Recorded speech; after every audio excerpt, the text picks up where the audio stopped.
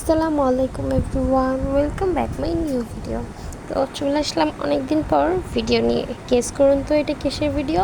হ্যাঁ, ঠিকই বুঝেছেন, এটা হচ্ছে আমরা কীভাবে নানা বাড়িতে গেলাম সেটা নিয়ে একটি ছোট্টখাটো একটা ভিডিও। তো এই তো সকালবেলা উঠেই প্রায় 5:30-6টার দিকে উঠেই আমরা ব্যাগপত্র নিয়ে বের হয়ে গেলাম গেটের সামনে।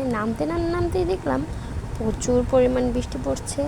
এই যে তারপরে রাফি আর ওর ভাইয়া গিয়ে সিএনজি নিয়ে আসলো।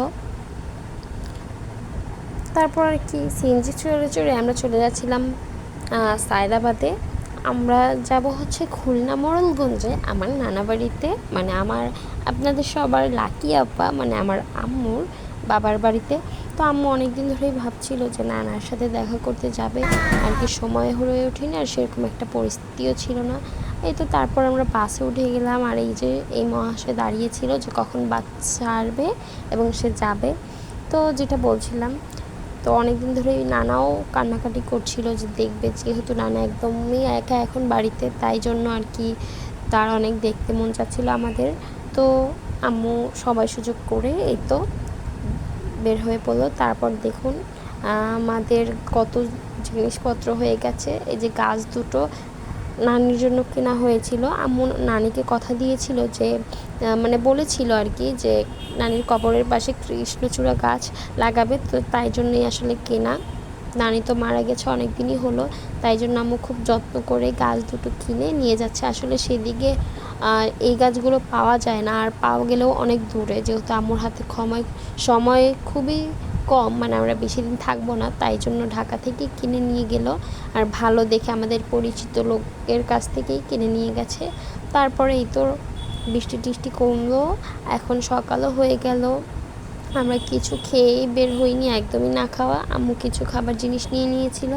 আর এই দেখুন ওয়েদারটা কত সুন্দর ছিল। সেদিন না আসলে ওয়েদারটা খুবই সুন্দর ছিল, আকাশটা একদমই নীল নীল ছিল। আমার তো মনে হচ্ছিল যে আমি যদি পাখি হতাম, আকাশের ডানা মেলে উড়ে যেতাম।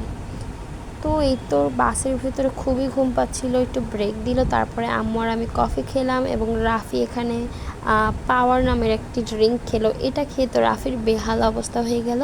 ও তো এটা খেয়ে বমি করা শুরু করে দিয়েছে। আসলে রাফি কখনোই বমি করে না বাসের ভিতরে, বা আমরা কেউই না, কিন্তু কেন জানি হঠাৎ বমি করলো ওইটা খাওয়ার পরে, মানে ওইটার টেস্টটাই জানি কেমন। তারপরে এই যে সুন্দর ওয়েদারে আম্মু ওয়েদার রাস্তাঘাট দেখতে দেখতে যাচ্ছিল। জানলার পাশে খুবই বাতাস ছিল। আর দেখুন, বলেছিলাম না অনেক সুন্দর ওয়েদার, দেখেছেন আকাশটা কত সুন্দর। তো যাচ্ছিলাম তো খুব মানে আনন্দেই যে নানা বাড়িতে যাচ্ছি, কিন্তু একটা দুঃখ ছিল যে নানা বাড়িতে যাব ঠিকই, যে নানি পাবো না। এই দ্বিতীয়বার নিয়ে গেলাম, কিন্তু নানিকে পেলাম না। আসলে এটা খুব কষ্টদায়ক। তো এই তো কথা বলতে বলতে আমরা ফেরিঘাটে এসে পড়েছি। এখন হয়তো আপনারা বলতে পারেন যে পদ্মা সেতু তো হয়েই গেছে, তো এখন আবার কোন ফেরিঘাটের কথা বলছে। তো আমার নানা বাড়ি যাওয়ার জন্য আমাদেরকে মোড়লগঞ্জ এসে ছোট্ট একটি মানে নদী পার হতে হয়, যেখানে এখনও একটি ব্রিজ হয়নি।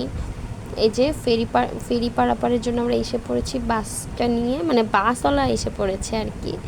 তো এই তো ফেরিঘাটে এসে পড়েছি, ফেরিটা এখনও আসেনি, আমরা ওয়েট করছিলাম। তারপরে এই তো ফেরি আসার পরে আমরা ফেরি পার করলাম। আর এই যে এই মুহূর্তটা খুবই সুন্দর আর খুবই কষ্টদায়ক, বেদনাদায়ক। অনেক দিন পর নানা আম্মুকে দেখে একদমই খুবই ইমোশনাল হয়ে গেল, এবং আম্মু খুব ইমোশনাল হয়ে গেল। দেখুন এই মুহূর্তটা আসলে কত সুইট এবং ইমোশনাল। তো অনেক দিন পর মেয়েকে পেয়ে নানা তো খুবই হ্যাপি। আমরা গিয়েছি শুনে নানা আরও প্রায় 5-6 দিন আগে থেকে সে বাজার ঘাট করে, তারপরে বাজার ঘাট কি বলছি, নানার তো বাজার করা লাগে না, কারণ তার পুষ্কনিতে যে মাছ আছে তাতেই হয়। সে মাছ টাছ ধরে একদম ফ্রিজে ভর্তি করে রেখেছে, যাতে আমাদের এসে কোনো কষ্ট করতে না হয়। তারপরে এই তো আমরা ভ্যান নিয়ে নিলাম। মোটরসাইকেলে করে যাওয়া যেত, কিন্তু একটা মোটরসাইকেলে কোনোভাবেই হতো না, তাই আর কি ভ্যান নিয়ে নিলাম। এখানে একটি উল্টো কাজ হয়ে গেছে। ভ্যান আনলাকে বলেছিল এক জায়গা নিয়ে যেতে এক রাস্তা থেকে, কিন্তু সে আরেক রাস্তা থেকে নিয়ে যাওয়ার কারণে আমাদের অনেক অনেক পথ হাঁটতে হয়েছে। নানা বাড়িতে আসতে খুবই ভালো লাগে, কিন্তু আমার নানা বাড়িটা এখনও অনেক পল্লী গ্রামের মতো, রাস্তাঘাট অনেক দূরে, এখনও ভালো করে ইটের রাস্তা হয়নি বা পাকা রাস্তা হয়নি।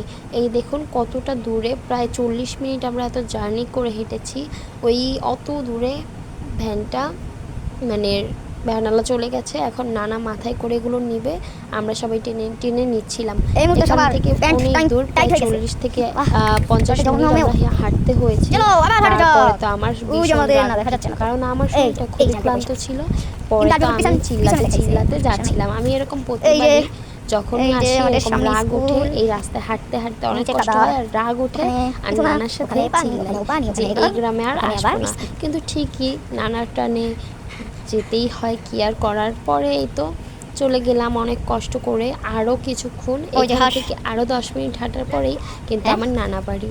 আজকের ভিডিও অবশ্যই কমেন্ট করে জানাতে ভুলবেন না, এবং এই ভিডিওর কোন পার্টটা আপনাদের সবচেয়ে বেশি ভালো লেগেছে অবশ্যই কমেন্ট করে জানাবেন। আর ভিডিওটা ভালো লাগলে বেশি বেশি শেয়ার করে দিবেন। তো আজকের ভিডিওটি এই পর্যন্তই ছিল। আর সবাই ভিডিওটি বেশি বেশি করে শেয়ার করবেন, যাতে আমার নানা বাড়ির এই রাস্তাঘাটগুলো খুব জলদি ঠিক হয়ে যায়।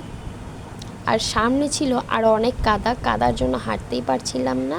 তো কি আর করার, সবাই বেশি বেশি শেয়ার করবেন, যাতে আমার এই নানা বাড়ির যে গ্রামটা বহরবুনিয়া, এটা খুব ভালোভাবে মানে রাস্তাঘাট হয়। তো এইটা সবাই বেশি বেশি শেয়ার করবেন, যাতে রাস্তাঘাটটা ঠিক হয়ে যায়। আল্লাহ হাফিজ।